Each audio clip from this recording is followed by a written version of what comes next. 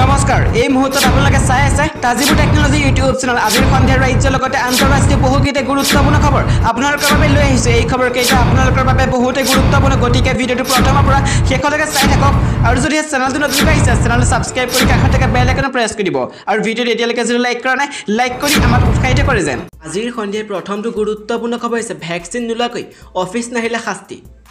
দোকানৰ সন্মুখত আৰি থব লাগিব ভ্যাকচিনৰ প্ৰমাণপত্ৰ সৰকাৰি কৰ্মচাৰী যদি ভ্যাকচিন নোলাকে অফিচ আহে তেন্তে শাস্তি দিয়া হ'ব আৰু যদি ভ্যাকচিন নোলোৱাৰ বাবে অফিচ আহিব নোৱাৰা অজুহাত দেখুৱায় তেনেহলে তেওঁ দৰমহা কৰ্তন কৰা হ'ব আৰু শাস্তি দিয়া হ'ব এই মন্তব্য স্বাস্থ্য মন্ত্ৰী কেশৱ মহন্তৰ মন্ত্ৰীগৰাকীয়ে লগতে উল্লেখ কৰিছে যে সৰকাৰি বেচৰকাৰি শিক্ষানুষ্ঠান সকলোৱে ভ্যাকচিন লোৱাটো সোমবাৰৰ ভিতৰত নিশ্চিত কৰিব লাগিব ভিজিলেন্সৰ বাবে প্ৰত্যেকজন জিলা উপায়ুক্তক দায়িত্ব দিয়া হৈছে দোকান খোলা সন্দৰ্ভত মন্ত্ৰীগৰাকীয়ে কয় যে ভ্যাকচিন নোলোৱাকৈ কোনোৱে যদি দোকান খোলে তেনেহলে জিলা উপায়ুক্তে সিল কৰি দিব পাৰিব দোকানসমূহে প্ৰমাণ দিব লাগিব ভ্যাকচিন লোৱা বুলি ব্যৱসায়ী সৰকাৰি বেচৰকাৰি সকলো কৰ্মচাৰী এই প্ৰমাণপত্ৰ দোকানৰ সন্মুখত ওলমাই ৰাখিব লাগিব ব্যৱসায় প্ৰতিষ্ঠানসমূহৰ দুৱাৰ মুখত ভ্যাকচিনেটেড বুলি বেনাৰ আৰি থোৱাটো বাধ্যতামূলক এই কথাখিনি অহা সোমবাৰৰ পৰা প্ৰযোজ্য হ'ব বুলি কয় মন্ত্ৰীগৰাকীয়ে কিন্তু যদি মিছা কৈছে বুলি অনুসন্ধান কৰিবলৈ যোৱা গলে দলে গম পায় তেন্তে যথোচিত ব্যৱস্থা লোৱা হ'ব পৰ্যাপ্ত ভ্যাকচিন মজুত আছে অসমত আজি 8 লাখ ভ্যাকচিন আহিছে 25 লাখ জমা আছে এতিয়াও আমি দ্বিতীয় সংক্ৰমণৰ পৰা মুক্তি পোৱা নাই তৃতীয় সংক্ৰমণৰ আশংকা আছে সকলোকে কোভিডৰ নীতি মানি চলিবলৈ আহ্বান মন্ত্ৰীগৰাকী অন্যথা পুনৰ চৰকাৰে কঠোৰ হ'ব বুলি কয় শৰ্মাই ইপিনে 2% আক্ৰান্ত হলে বন্ধ হ'ব শিক্ষা প্ৰতিষ্ঠান ৰাজ্যৰ শিক্ষানুষ্ঠান খোলাৰ নতুন এছঅপি কোভিড পৰিস্থিতি উন্নত হোৱাৰ লগে লগে অহা 6 ছেপ্টেম্বৰৰ পৰা ৰাজ্যৰ শিক্ষানুষ্ঠানসমূহ পৰ্যায়ক্ৰমে খুলিব সিদ্ধান্ত গ্ৰহণ কৰিছে ৰাজ্য চৰকাৰে শিক্ষানুষ্ঠানসমূহ পুনৰ খোলাৰ ক্ষেত্ৰত কেতবোৰ নীতি নিৰ্দেশনা প্ৰদান কৰিছে অসম চৰকাৰৰ শিক্ষা বিভাগে এই নতুন পৰিপূৰক এছঅপি অনুসৰি যিসমূহ জিলাত কোভিডৰ আক্ৰান্তৰ হয় 2% তললৈ হ্ৰাস পাইছে সেই জিলাসমূহত দ্বাদশ স্নাতক চূড়ান্ত বৰ্ষ আৰু স্নাতকৰ চূড়ান্ত বৰ্ষৰ লগতে কাৰিকৰী প্ৰতিষ্ঠানসমূহৰ পাঠদান নিয়মীয়া কৰাৰ অনুমতি প্ৰদান কৰা হৈছে যদিহে এই জিলাসমূহত আক্ৰান্ত হাৰ 2% অতিক্ৰম কৰে তেনেহলে সংশ্লিষ্ট জিলাসমূহৰ উপায়ুক্ত ৰাষ্ট্ৰীয় স্বাস্থ্য অভিযান মিছন সঞ্চালকৰ সৈতে আলোচনা কৰি শিক্ষাৰ প্ৰতিষ্ঠানসমূহ বন্ধ কৰিব পাৰিব অৱশ্যে 2% আক্ৰান্ত হাৰলৈ হ্ৰাস পালে পুনৰ এই শিক্ষাৰ প্ৰতিষ্ঠানসমূহ খুলিব পাৰিব প্ৰথম শ্ৰেণীৰ পৰা একাদশ শ্ৰেণীৰ লগতে কলেজ আৰু বিশ্ববিদ্যালয় অন্যথা অন্যান্য জন্মশিক্ষাসমূহৰ পাঠদান পৰৱৰ্তী নিৰ্দেশনা নিদিয়া পৰ্যন্ত বন্ধ থাকিব এই ক্ষেত্ৰত অনলাইন অথবা ভাৰ্চুৱেল মাধ্যমৰ জৰিয়তে পাঠদান অব্যাহত ৰাখিবলৈ পৰামৰ্শ প্ৰদান কৰা হৈছে আনহাতে সম্পূৰ্ণৰূপে ভ্যাকচিন লাভ কৰা শিক্ষাৰ্থীসকলেহে অহা 6 ছেপ্টেম্বৰৰ পৰা হোষ্টেলত থাকিব পাৰিব সেইদৰে নিয়মীয়া পাঠদানত উপস্থিত থাকিবলৈ হলে শিক্ষাৰ্থীসকলে এটা হলে ভ্যাকচিন ড'জ ল'ব লাগিব অৱশ্যে দ্বাদশ শ্ৰেণীত অধ্যয়নৰত 18 বছৰ অনুৰ্ধৰ শিক্ষাৰ্থীসকলে ভ্যাকচিন নললে নিয়মীয়া পাঠদানত অনুমতি প্ৰদান কৰিব পাৰিব সংশ্লিষ্ট শিক্ষা প্ৰতিষ্ঠানসমূহে একেদৰে এটা শাখাত 30 জনতকৈ অধিক শিক্ষাৰ্থী থাকিব নোৱাৰিব সেয়েহে শিক্ষানুষ্ঠানসমূহৰ মুৰব্বী শিক্ষাৰ্থীৰ সংখ্যা অনুসৰি শাখা বুলি খুলি লাগিব প্ৰতি সপ্তাহৰ মূৰে মূৰে শিক্ষাৰ প্ৰতিষ্ঠানসমূহ চেনিটাইজ কৰিব লাগিব স্কুল পৰিচালনা কমিটি সংশ্লিষ্ট জিলাখনৰ উপায়ুক্ত বিদ্যালয় পৰিদৰ্শক আৰু যুটীয়া স্বাস্থ্য সেৱা সঞ্চালকৰ যুটীয়া তত্ত্বাৱধানত এই চেনিটাইজ প্ৰক্ৰিয়া সম্পন্ন কৰিব লাগিব যিহেতু দ্বাদশ শ্ৰেণীৰ অধিকাংশ শিক্ষাৰ্থীৰ বয়স 18 বছৰ তলত সেয়েহে তেওঁলোকক অধিক যত্ন ল'ব লাগিব বুলি এক নতুন এছঅপি পৰামৰ্শ প্ৰদান কৰা হৈছে বিদ্যালয় অথবা শিক্ষাৰ প্ৰতিষ্ঠানসমূহত শিক্ষাৰ্থী শিক্ষক আৰু কৰ্মচাৰীসকলৰ ভ্যাকচিন সন্দৰ্ভত ৰেজিষ্টাৰ বহি সাজু কৰিব লাগিব বিদ্যালয় কৰ্তৃপক্ষই এই ৰেজিষ্টাৰ বহি সংশ্লিষ্ট ৰাজচক্ৰ বিষয়ক দাখিল কৰিব লাগিব ব্যক্তিগত বিদ্যালয়সমূহৰ স্কুল বাছসমূহৰ ক্ষেত্ৰত সামাজিক দূৰত্ব মানি চলিব লাগিব ৰাজ্যৰ বিদ্যালয়সমূহে পাঠদান সন্দৰ্ভত নিজাববীয়াকৈ এছঅপি প্ৰস্তুত কৰিব লাগিব অৱশ্যে এই ক্ষেত্ৰত কোভিডৰ নীতি নিয়ম আৰু শিক্ষা বিভাগৰ এছঅপি তেওঁলোকে মানি চলিব লাগিব বিদ্যালয় মহাবিদ্যালয়ৰ কাৰিকৰী প্ৰতিষ্ঠানসমূহৰ শিক্ষাৰ্থীসকলে শ্ৰেণীলৈ অহাৰ সময়ত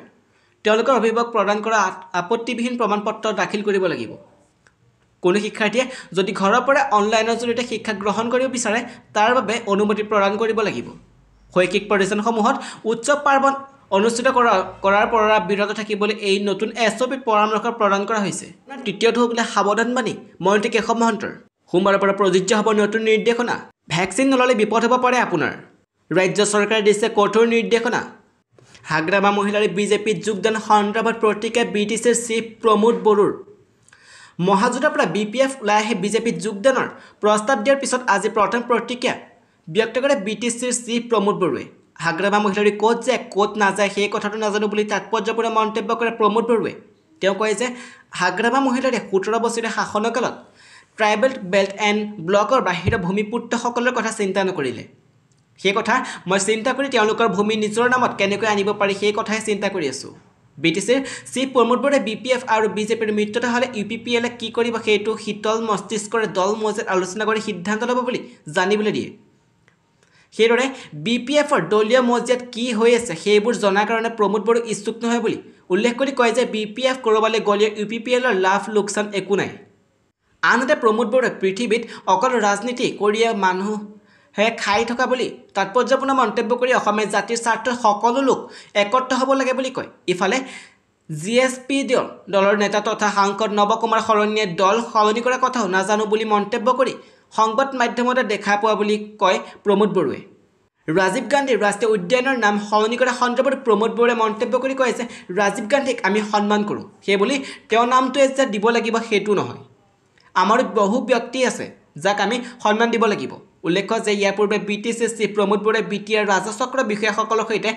এক ভিডিঅ' কনফাৰেন্সিঙত অংশগ্ৰহণ কৰে। ৰাহুল গান্ধীৰ পৰা সেউজ সংকেত লৈ দিল্লীৰ পৰা উভতিল ৰাজ্য দলৰ সভাপতি অখিল গগৈ। বিমানবন্দৰত অখিল গগৈয়ে ক'লে এইদৰে, ৰাজ্যিক কংগ্ৰেছে চিঞৰ বাখৰ কৰি থাকিলেও ৰাহুল গান্ধীৰ পৰা সেউজ সংকেত লৈ দিল্লীৰ পৰা উভতি আহিল ৰাজ্য দলৰ সভাপতি অখিল গগৈ। ৰাজ্যিক কংগ্ৰেছ বিৰূপ মন্তব্য কৰিলেও অখিল গগৈয়ে ৰাহুল গান্ধীৰ পৰা পাইছে সেউজ সংকেত। বিজেপিত পৰাভূত কৰাৰ স্বাৰ্থত UDFক বাদ দি সকলো দলৰে মিত্ৰতা বিচাৰে অখিল গগৈ। ৰাজ্যিক কংগ্ৰেছে চিঞৰ বাখৰ কৰি থাকিলেও ৰাহুল গান্ধীৰ পৰা সেউজ সংকেত লৈ দিল্লীৰ পৰা উভতি ৰাজ্য দলৰ সভাপতি অখিল গগৈ। পূৰ্বে মিত্ৰতাৰ নামত প্ৰতাৰণা কৰি কংগ্ৰেছে ৰাজ্য দলৰ দুখ জাপি দিয়াৰ সুযোগ এইবাৰ অখিল গগৈ বাহিৰা নিদিয়ে বুলি মন্তব্য কৰি ৰাজ্যিক আৰু কোনো পৰ্যায়ৰ নেতাৰ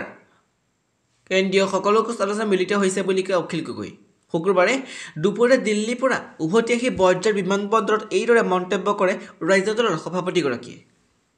আনহাতে তৃণমূল কংগ্ৰেছৰ ৰাজ্যিক পৰ্যায়ৰ সভাপতি পদৰ প্ৰস্তাৱ আগবঢ়াইছিল যদিও সেই এতিয়াও সিদ্ধান্ত হোৱা নাই বুলি কয় অখিল গগৈ। আনহাতে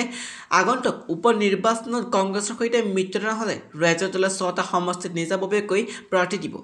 লুৰিণজ্যোতি গগৈক বিধানসভা মছজিদ বিচাৰি প্ৰয়োজনত ৰাজ্য দলে সহায় কৰিব বুলি মন্তব্য কৰিলে অখিল গগৈ।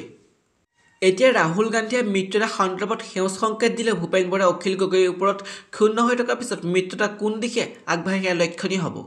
ইপিনে বিৰোধীত থাকিব নোৱাৰে BPFে মিত্ৰতা বিচাৰি প্ৰস্তাৱ প্ৰেৰণ মুখ্যমন্ত্ৰীলৈ। বিৰোধীত থাকি মন বহা নাই BPF প্ৰধান হাগ্ৰামা মহিলাৰীৰ। সেয়া কংগ্ৰেছে মহাজোঁটত এৰি পুনৰ এইবাৰ শাসনাধিষ্ঠ বিজেপি দলৰ ওচৰত চাপিছে BPF। কিন্তু নিৰ্বাচন মহাজোঁটে সুস্থনীয়ভাৱে পৰাজয় বৰণ কৰে। তদুপৰি BPF আশা কৰা ধৰণে ফলাফল দেখুৱাব নোৱাৰিলে। প্ৰবীলাৰী ব্ৰহ্মৰ দৰে দলটোৰ কেইবাজনো জ্যেষ্ঠ নেতা পৰাস্ত হৈছিল নিৰ্বাচনত। 2016 চনৰ বিধানসভা নিৰ্বাচনত বিজেপিৰ সৈতে লগ লাগি নিৰ্বাচন খেলি 2021লৈ চৰকাৰৰ অংশীদাৰী দল হৈ পৰিল BPF।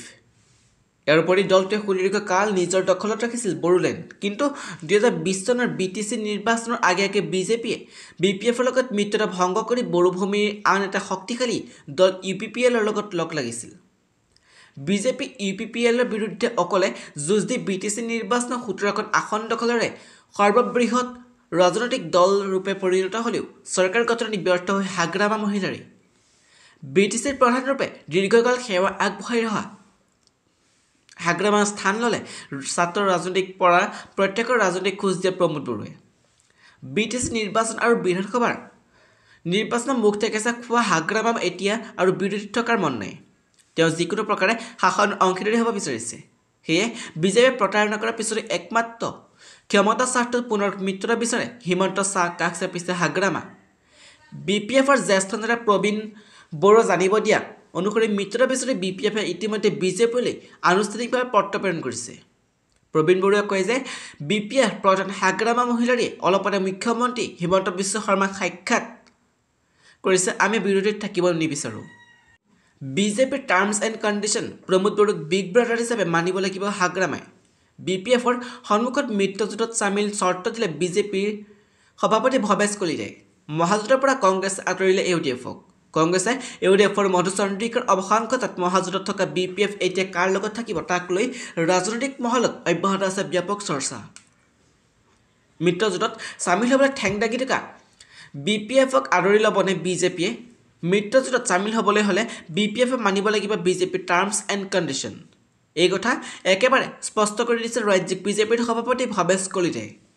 সুদীৰ্ঘকাল BTCত শাসন কৰা হাগ্ৰামা মহিলাৰ নেতৃত্বত BPFক মিত্ৰজোঁটত চামিল কৰা কোনো আপত্তি নাই সভাপতি ভৱেশ কলিতাৰ কিন্তু BTR নিৰ্বাচন আৰু বিধানসভা নিৰ্বাচনত কংগ্ৰেছৰ মহাজোঁটত চামিল হোৱা BPFে মানিব লাগিব বিজেপিয়ে বান্ধি দিয়া কিছুমান চৰ্তাৱলী ভৱেশ কলিতাই স্পষ্ট কথা প্ৰায়শ্চিত্ত কৰিব নালাগে হাগ্ৰামা মহিলাৰে বিজেপিৰ কাষৰ পৰা আঁতৰি গৈ পাপু কৰা নাছিল হাগ্ৰামা BPFে কিন্তু বিজেপিয়ে মিত্ৰতাৰ ধৰ্ম পালন কৰি BTRক বিগ ব্ৰাদাৰ স্বীকৃতি দি থৈছে প্ৰমোদ বড়ো পৰাশে গতিকে প্ৰমোদ বড়ো বিগ ব্ৰাদাৰ হিচাপে মানিব লাগিব হাগ্ৰামা মহিলাৰ যদি মানিব ল'ব নোৱাৰে BPF আমি আদৰিব লোৱা আপত্তি নাই